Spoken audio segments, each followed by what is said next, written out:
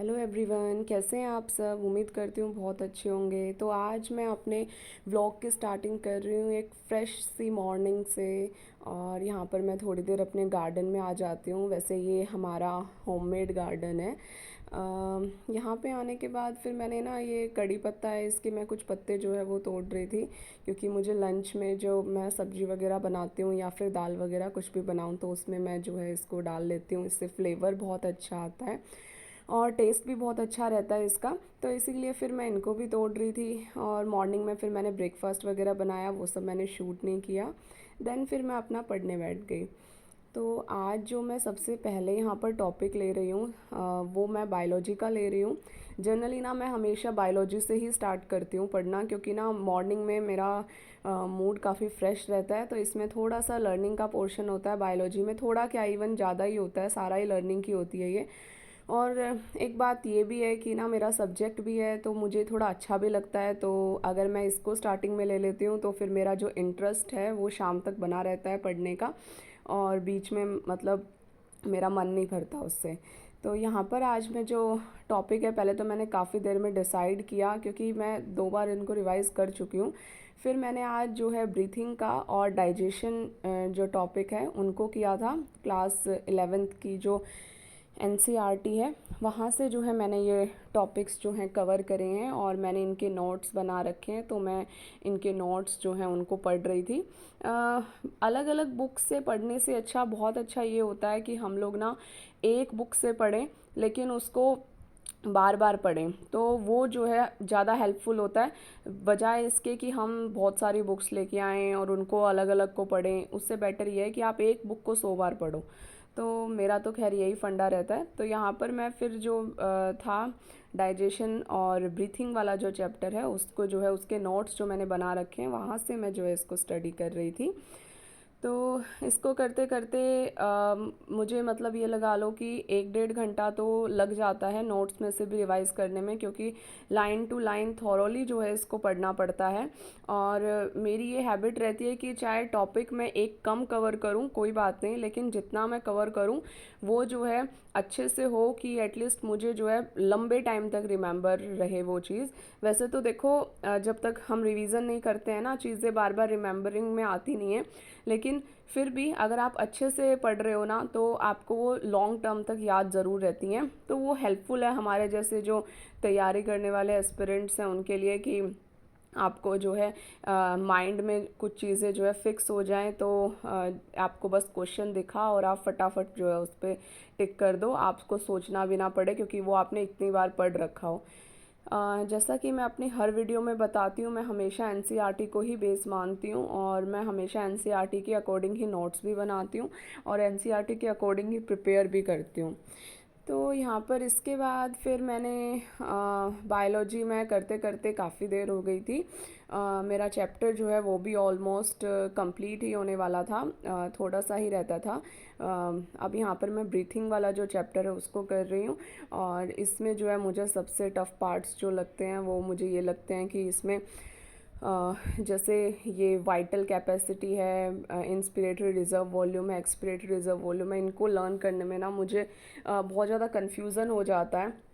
तो इसको जो है मुझे सबसे ज़्यादा टाइम कंज्यूमिंग, मतलब मैं इसको कितनी बार भी पढ़ लूँ मुझे हर बार इसमें कुछ ना कुछ डाउट आ ही जाता है। तो मैं बार बार जो है इसको रिवाइज़ करती रहती हूँ अपने नोट्स से। कई बार क्या होता है, जब लंबे टाइम तक अगर मैं नोट्स पढ़ रही हूँ तो मैं एक आधी बार दोबारा से एनसीईआरटी भी उठा लेती हूँ अपने नोट्स को दोबारा से मैच करने के लिए।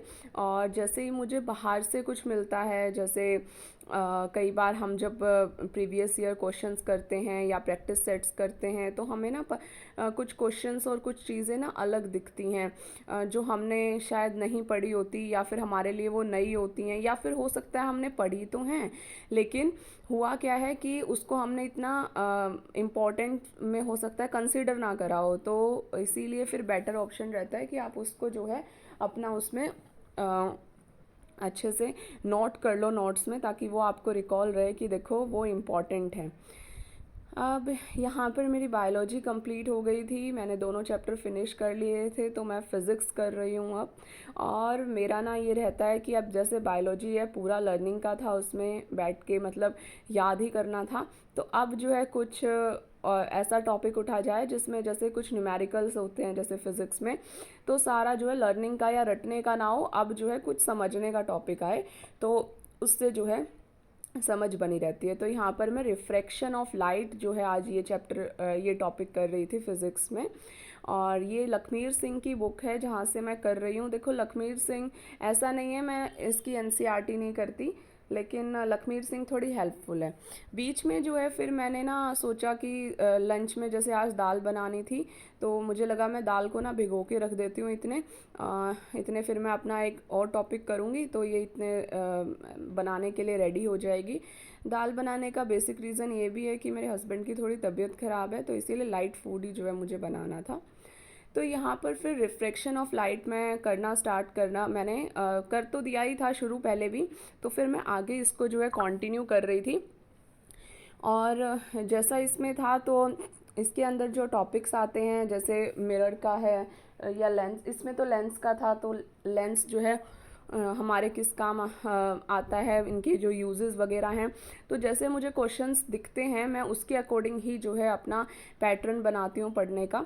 हाँ, एक बात और मैं जो बता रही थी कि भाई एनसीईआरटी, ऐसा नहीं है मैं इसकी एनसीईआरटी नहीं करती, मैं एनसीईआरटी भी करती हूँ, लेकिन मुझे ना ये बुक इतनी अच्छी लगती है, इसमें लखमीर सिंह की, इसमें ना इतनी ईजी लैंग्वेज है कि, और इसमें मोस्टली एनसीईआरटी कवर्ड है, एनसीईआरटी की लाइंस कवर्ड हैं इसके अंदर, तो इसीलिए एक तो ये मेजर रीज़न है, दूसरा ये इतनी इजी लैंग्वेज में है, दूसरा रीज़न ये है, और थर्ड इसमें ना न्यूमेरिकल्स और प्रैक्टिस क्वेश्चंस जो हैं वो ज़्यादा हैं, तो वहाँ से जो है फिर मुझे हेल्प हो जाती है कि मैं जो है अपने न्यूमेरिकल्स जो हैं वो भी कर सकती हूँ। फिज़िक्स में जब तक न्यूमेरिकल्स ना करो ना, तब तक आप कितनी भी थ्योरी पढ़ लो, आपको सेटिस्फेक्शन नहीं होगी कि आपने चैप्टर जो है वो कंप्लीट किया है या आपको चैप्टर आ गया है। तो इस चैप्टर में तो खैर न्यूमेरिकल्स थे कुछ, तो कुछ न्यूमेरिकल्स थे और ज़्यादातर जो है लेंस फार्मूला वगैरह से रिलेटेड थे। इसके बाद फिर ये मेरा कंप्लीट हुआ, तो फिर मैंने जो अपनी दाल भिगो रखी थी मैंने उसको जो है गैस पे चढ़ा दिया। अच्छा, किसी ने मुझे कमेंट किया था एक बार कि आप ना सिल्वर का कुकर यूज़ मत किया करो, वो हार्मफुल होता है। तो ना देखो, वैसे तो मैं ना कभी भी बहुत लंबे टाइम तक चीज़ों को छोड़ती नहीं हूँ उसमें। जैसे मेरा काम कंप्लीट हुआ तुरंत उसको उसमें से सब्जी निकाल के मैं अपने दूसरे जो है कंटेनर में रख लेती हूँ। लेकिन फिर भी आप लोगों ने बोला था तो फिर मैंने इसीलिए इसको चेंज भी कर लिया है। मेरे पास पहले से अवेलेबल था ये, और बहुत जल्द अब मैं सोच रही हूँ कि जो स्टील का कुकर होता है वो भी लेके आऊँगी। फ़िलहाल अभी इसी से काम चला रहे हैं, ये नॉन स्टिक है। तो यहाँ पर फिर मैं जो है अपनी प्रिपरेशन मैंने स्टार्ट कर दी। दाल ही मैंने जैसा बताया मैं दाल बना रही हूँ यहाँ पर। तो मैंने यहाँ पर जो है अनियंस कट कर दिए थे, और फिर जो है मैं टमाटर हैं इनको काट रही हूँ, इनको एक्चुअली मैं पीसूँगी। हरी मिर्च मैं इसके अंदर डाल रही थी, फिर मेरे को ध्यान आया अरे मुझे ना कम मिर्ची की बनानी है, तो मैंने बीच में ही जो है उसको छोड़ दिया। क्योंकि आदत होती है हम जितनी डालते हैं ना उतनी डलती है। फिर मेरे को याद आया कि क्योंकि आज तबीयत मेरे हस्बैंड की ख़राब है, तो वो जो है उनको ज़्यादा मिर्च मसाले का खाना खाना नहीं है, इस वजह से फिर मैंने जो है उसको कम डाला। यहाँ पर मैं थोड़ा सा पानी बॉईल कर रही हूँ उनके लिए, और बॉईल करने के बाद ना मोस्टली जो माइक्रो ऑर्गेनिज़म्स होते हैं जैसे बैक्टीरिया या पैथोजेंस वगैरह वो किल हो जाते हैं। तो बॉइल्ड वाटर वैसे बहुत अच्छा होता है, और ख़ासकर जब आपकी तबीयत थोड़ी सी ख़राब हो तो जो आपको बॉइल्ड वाटर हमेशा लेना चाहिए। और ये मैं तांबे के जग में दे रही हूँ, ये थोड़ा ज़्यादा गर्म हो गया था इसलिए मैंने थोड़ा ठंडा मिला दिया इसके अंदर। और यहाँ पर जो है फिर मेरी दाल बन रही थी साइड बाय साइड, तो मुझे लगा टाइम वेस्ट नहीं करना चाहिए, फटाफट जो है मैं आटा लगा लेती हूँ। और इतने, क्योंकि खड़ा तो देखो होना ही था इसके पास, इसकी इतने दाल बन रही थी, तो फिर मुझे लगा कि खड़े खड़े इतने आटा भी लगा देती हूँ, तो जो है टाइम बचेगा उसके लिए भी। और फिर बाद में जो है सिर्फ रोटियाँ ही बनानी पड़ेंगी, आटा लगा के रख देते हैं। तो यहाँ पर जो है फिर मैं ये अपना प्रिपरेशन जो है वो कंप्लीट करके रख दूँगी। उसके बाद फिर जब भी जैसे ही खाने का टाइम होगा तो फिर मैं जो है अपना कंटिन्यू जो है खाना बना के दे दूँगी, उसमें ज़्यादा टाइम नहीं लगता। तो ये सब जो है मैंने आज सोचा था। इसके बाद क्योंकि मुझे फिर से अपना जो है स्टडी जो मेरी थी मुझे कंटिन्यू करनी थी। यहाँ पर विसल्स आ गई थी इसमें भी, दाल में भी, तो मैंने इसको बंद कर दिया। और यहाँ पर देखो मेरा आटा भी लग के तैयार हो गया था, तो मैंने इसको भी ढक के रख दिया अच्छे से। और अब जो है थोड़ी देर में जैसे ही खाने का टाइम होगा बना देंगे। फिर जो है मैंने एक थोड़ा सा टॉपिक इसके अंदर रह गया था मेरा फिज़िक्स में। तो लास्ट का कुछ टॉपिक था लेंस फार्मूले से, मैं कोई न्यूमेरिकल कर रही थी पहले, तो मैंने उसको कंप्लीट किया। और उसके बाद ना फिर मुझे एक टॉपिक ध्यान आया कि मैंने जो है एक प्रीवियस ईयर क्वेश्चन देखा था उस टॉपिक से रिलेटेड, तो फिर मैंने दोबारा से, और ये देखो मुझे याद भी कहाँ आया, किचन में याद आया मुझे ये, तो मैंने उसको जो है दोबारा से किया। फिर मैं अपना टाइम हो गया था तो फिर खाने का, तो जो दाल मैंने उबालने के लिए रखी थी, अब मैं उसमें जो है सीटी आ गई थी, वो बन के उसकी सीटी भी निकल गई थी। तो फिर मैंने जो है तड़के की तैयारी शुरू कर दी कि ऑयल डाल दिया इसमें कढ़ाई में, और जो है अपने तड़के की प्रिपरेशन स्टार्ट कर दी थी। यहाँ पे कटिंग वटिंग चॉपिंग वगैरह जो था वो सारा तो मैं पहले ही करके जा चुकी थी, और बीच में अपना टॉपिक जो था वो मैंने कंप्लीट किया था। और अब जो है फिर मैं जो है इसको, दाल जो मुझे है वो मेरी बन के तैयार हो जाएगी, तड़का वगैरह लगा दूंगी। और साथ साथ मैंने सोचा है कि अभी रोटी वोटी भी मैं बना के, और क्योंकि टाइम ही हो गया था खाने का, उसके बाद फिर फ्री होके फिर मैं अपना आगे कंटिन्यू करूँगी। जनरली मेरे जैसे जो भी हाउसवाइफ्स हैं उन सबको पता ही होगा कि हमें जो है ये सब चीज़ें जो है साइड बाय साइड करनी ही होती हैं, तो चलता रहता है ऐसे ही। और ठीक भी है, मुझे कई बार होता भी है जैसे बोरियत हो जाए, पढ़ते पढ़ते आप बोरिंग फील कर रहे हो, तो आप फटाफट से फिर जो है ये कर सकते हो कि चलो ठीक है इतने काम भी हो जाएगा, और साथ में जो आप थोड़ा सा मान लो पढ़ाई से थोड़ा सा कई देर बैठे हुए हो तो उब गए हो, तो थोड़ा बहुत बीच में काम कर लो, उससे जो है रेस्ट भी हो जाता है, माइंड भी रेस्ट फील करता है, और आपके काम भी हो जाते हैं।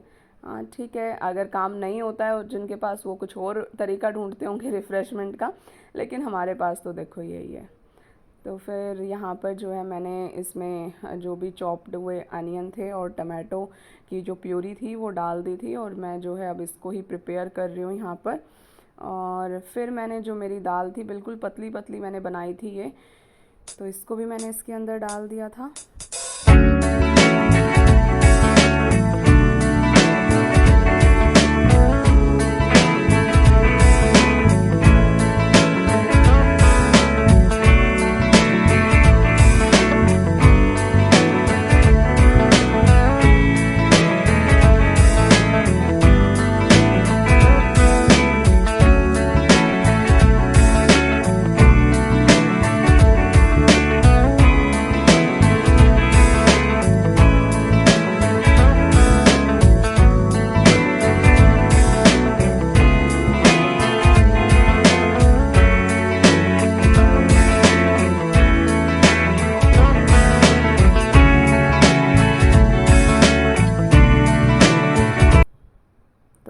अब मैं फिर अपनी रोटियों की तैयारी शुरू कर रही हूँ। यहाँ पर मैं जो है मैंने आटा पहले ही लगा के रख दिया था, तो यहाँ पर फिर मैं रोटी बना रही हूँ। तो जो है मैं पहली रोटी मैं अपने हस्बैंड के लिए बना रही हूँ, तो ये जो है मैंने थोड़ा घी में बनाई है ताकि ये थोड़ी हल्की रहे, और घी में थोड़ी सॉफ्ट बनती है रोटी, तो इसीलिए मैंने उनकी जो है घी में ही बनाई थी रोटी। बाकी जो है फिर मैं अपना जो है कंटिन्यू सबकी ही बना के जो है प्रिपेयर कर दूँगी, ताकि जो ये काम है वो कंप्लीट हो जाए। और खाने का टाइम भी हो गया था लंच का, तो इसीलिए फिर फटाफट मैंने इसको जो है फिनिश करा, और फिर जो है अपना लंच किया मैंने। इसके बाद लंच बनाने के बाद और लंच करने के बाद तो फिर कंटिन्यू जैसे काम चलते ही हैं। तो लंच करने के बाद, रोटियां बनाने के बाद काफ़ी हद तक हमारा जो काम है ना वो कंप्लीट हो जाता है, क्योंकि एक बार अगर लंच हो जाता है सबका तो हम भी फ्री हो जाते हैं उस चीज़ को लेके कि चलो ठीक है, सब ने खाना खा लिया, तो अब हम आराम से बैठ के जो है अपना बाकी का जो काम है वो कर सकते हैं। तो यहाँ पर जो है रोटियाँ बन गई थी, और तो मैंने जो है किचन समेट दी, जितना भी यहाँ पर सामान था इधर उधर सारा रख दिया था। ये गाय की रोटी थी तो इसको भी मैंने साइड में रख दिया, और सारी चीज़ें जो है यहाँ पर सेट करके रख दी। उसके बाद फिर मेरे को लगा कि पहले मेरा मन था कि चलो मैं पहले अपना आगे पढ़ना कंटिन्यू कर लूँ, नेक्स्ट यूनिट उठा लूँ, लेकिन फिर मुझे लगा कि ना किचन को का काम फिनिश ही कर लेते हैं। तो यहाँ पर फिर मैं जो मेरे बस बर्तन ही वॉश होने रहते थे, बाकी तो सारा जो है क्लीनिंग का हो ही गया था काम, खाना पीना सब कुछ ख़त्म हो गया था। तो मुझे लगा चलो इनको भी वॉश करके और रख देते हैं, ये काम भी जो है कंप्लीट हो जाएगा। फिर किचन के जो मतलब कि दिन के काम होते हैं मोस्टली वो जो है हमारे कंप्लीट हो जाएंगे। हम लोग जो है थोड़ा जल्दी ही लंच कर लेते हैं, जैसे 12 बजे के आसपास हम लोग लंच कर ही लेते हैं, तो इस वजह से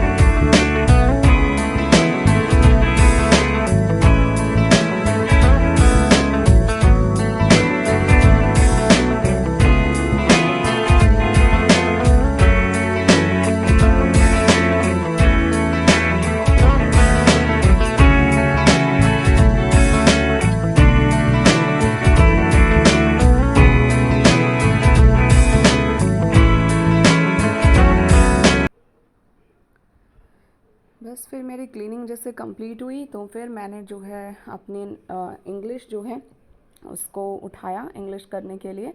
और यहाँ पर मैं इंग्लिश में सिनोनियम एंटोनियम्स कर रही थी पहले, तो बाद में मैंने वन वर्ड सब्स्टिट्यूशन इसमें किया।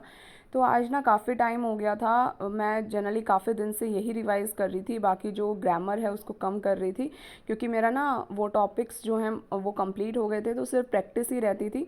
तो प्रैक्टिस जो है मैंने जैसे टेक्स्ट बुक के जो हैं क्वेश्चन, मतलब जो जैसे प्रैक्टिस सेट्स होते हैं वो ख़रीद रखे थे, तो मैं वहाँ से प्रैक्टिस ही करती थी। लेकिन आज फिर मेरा मन था कि ना मैं दोबारा से एक बार रिवीजन करूँगी सारे टॉपिक्स की। तो आज फिर मैंने जो है इसमें सबसे इजी टॉपिक जो मुझे लगता है मैंने आज वो किया था, और नाउन जो था वो भी मैंने किया।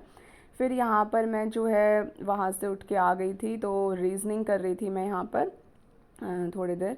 और रीजनिंग में मैं जो है यहाँ पर मिसलेनियस, मतलब मिसलेनियस नहीं, जैसे मिक्स क्वेश्चंस होते हैं उस टाइप से क्वेश्चंस जो हैं वो कर रही थी।